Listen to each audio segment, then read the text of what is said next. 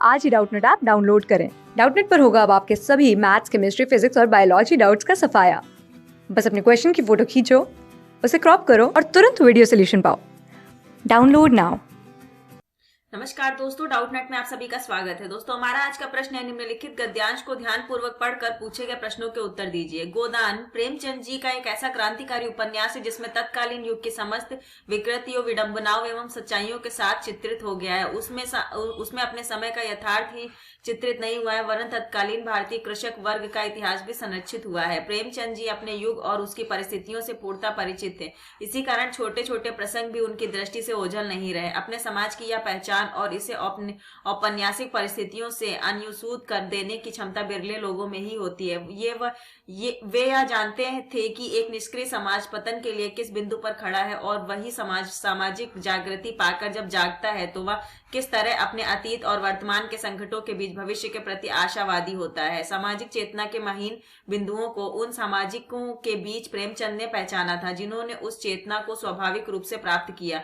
Doctor Ganga Prasad विमल इसी प्रसंग में लिखते है, उपन्यास कथा होरी जैसे कि साधारण किसानों को केंद्र बनाकर चलती है, किंतु केंद्रीय कथाओं में होरी मात्र नायक के रूप में ही प्रस्तावित नहीं है, अपितु वह स्वयं एक सत्य कथा के रूप में स्थापित होती है। होरी की कथा में नगर एवं गांव दोनों के अर्थतंत्र का खुला हिसाब प्रतीत होता है, परंतु इन आधारों पर गोदान केवल एक विचार कथा या समस्याओं की कथा नहीं है, बल्कि वह मानवीय संघर्ष की कथा है। ऐसी कथा जिसमें स्वाधीनता युग की स्वर क्रांति की लहरी का ज्वार भी है, तो सारी लड़ाई का पराजय बोध भी। वस्तुतः पराजय बोध के केंद्र से यदि हम इस कथा कृति का अवलोकन करें तो हम पाएंगे कि गोदान में एक सच्ची त्रासदी की तस्वीर अवतरित हुई है। उपन्यास का नायक होरी इतना दीनहीन किसान है कि उसके माध्यम से भारतीय कृषक वर्ग की करुणा और मार्मिक जीवन यात्रा की सजीव झांकी प्रस्तुत हो गई है। भारतीय किसान ऋण में ही पैदा होता है और ऋण में ही जीवित रहता है और अपने उत्तराधिकारी पर ऋण का भार छोड़कर मर जाता है। मरते वक्त उसके पास एक गाय तक नहीं रहती। गोदान उपन्यास ऐसे ही भारतीय किसान की जीवन की करुण त्रासदी है। गाय की आकांक्षा होरी के जीवन का सबसे मधुर स्वप्न, उसके जीवन की सबसे बड़ी अभिलाषा है। यह अपनी यह आकांक्षा पूरी करने के लिए वह कोई भी जोखिम उठा सकता है, पर पूंजीवादी शोषण चक्र उसकी अभिलाषा को पीस डालता है।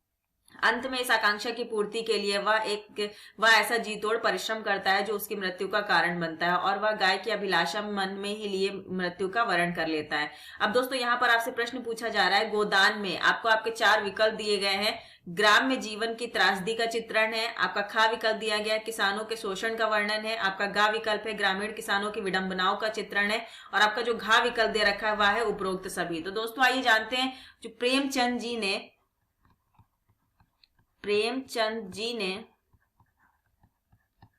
ने गोदान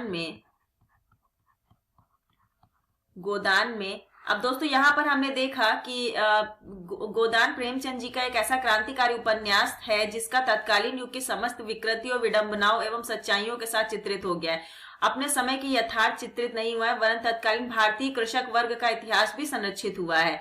अब इन्होंने क्या कहा है, जो भारतीय कृषक वर्ग है उनके बारे में, उनकी जो त्रासदी है उन सब के बारे में इन्होंने वर्णन किया है। तो प्रेमचंद जी ने गोदान में ग्राम में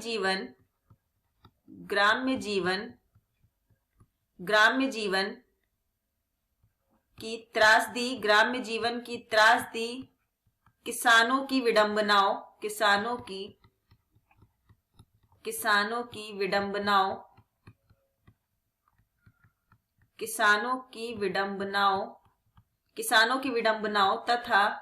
तथा उनके शोषण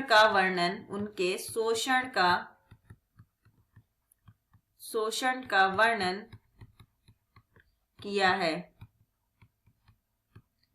इस प्रकार दोस्तों, जो आपका यहाँ पर कौन सा विकल्प होगा, पहला विकल्प आपने देखा ग्रामीण जीवन की त्रासदी का चित्रण है, दूसरा विकल्प है किसानों के शोषण का वर्णन है, और तीसरा विकल्प है ग्रामीण किसानों की विडंबनाओं का चित्रण है। तो दोस्तों, उपरोक्त जो सभी आपको जो ये तीनों आपके विकल्प दे रखे हैं, ये तीनों सही हो जाएंगे, क्योंकि इन तीनों का जो चित्रण है, इन तीनों की जो बात है वो प्रेमचंद जी ने अपने गोदान उपन्यास में कही है। तो दोस्तों, यहाँ पर जो आपका सही विकल्प हो जाएगा वो घा हो जाएगा। धन्यवाद। क्लास 6 से 12 से लेके नीट, IIT, JEE मेंस और एडवांस के लेवल तक 10 मिलियन से ज्यादा स्टूडेंट्स का भरोसा। आज ही डाउनलोड करें डाउटनेट ऐप या व्हाट्सएप कीजिए अपने डाउट्स 8400 400 400 पर।